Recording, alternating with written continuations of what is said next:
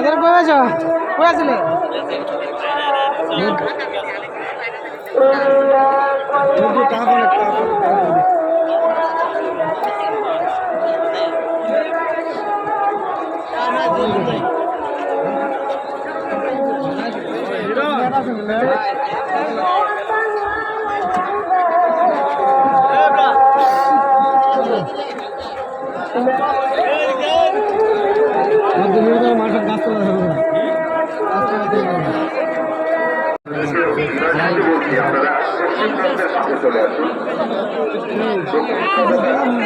দক্ষিণ প্লাজাটা বেশ ভরে গেছে মনে হচ্ছে। দক্ষিণ প্লাজা থেকে আপনারা পশ্চিম প্লাজে চলে আসুন। পশ্চিম প্লাজের মাঠ অনেক ফাঁকা, সেখানে আপনারা আড়ালে দাঁড়িয়ে আপনাদের জানাজা আদায় করতে পারবেন।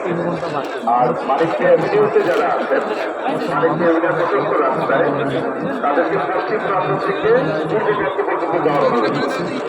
পশ্চিম প্রান্ত থেকে কাতার করে করে করে করে সারিবদ্ধভাবে দাঁড়িয়ে পূর্ব প্রান্তে যাওয়ার অনুরোধ করছি। আসসালামু আলাইকুম। প্রিয় নেত্রী বেগম খালেদা জিয়ার জানাজায় অংশগ্রহণ করার জন্য আজকে সংসদ ভবনের বর্তমানে লাখো মানুষের ভিড়। তো লাখো মানুষের ভিতরে যারা যারা জানাজা দিতে আসছে, দেখেন লক্ষ মানুষের এত পরিমাণ ওনাকে এতটাই ভালোবাসতো, যার জন্য জানা যায় সবাই দূর দূরান্ত থেকে চলে আসছে। 64 জেলা থেকে অলরেডি জানা যায় চলে আসছে। তো যারা যারা এই জানা যায় অংশগ্রহণ করবেন, জোহরের নামাজের পর তার জানাজা, তো তারা অলরেডি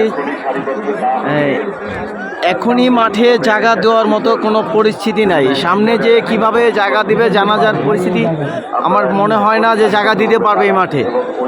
তো যারা দূর থেকে আসতেছেন তারা অলরেডি খুব চালু চলে আসলে মনে হয় আপনাদের জন্য জায়গা কিছুটা সংগ্রহ করে মানুষ দাঁড়াতে পারবে।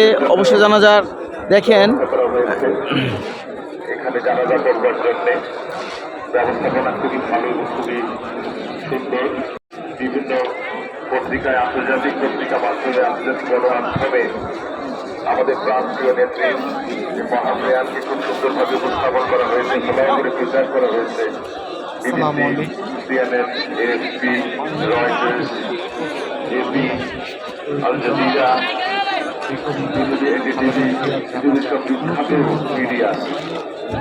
স্থানীয় গণমাধ্যম অগণিত মানুষ হিসাব করা যাবে কত মানুষ খবর দিয়েছে। ইলেকট্রনিক এবং ভালো জানি। আমরা অনুরোধ করছি যে আপনারা সুশৃঙ্খলভাবে দাঁড়ান, দয়া করে এখনই দাঁড়িয়ে যান, দয়া করে এখনই দাঁড়িয়ে যান এবং যার যার জায়গায় আপনারা অবস্থান করুন। আপনাদের সহযোগিতার জন্য অনেক অনেক কৃতজ্ঞতা।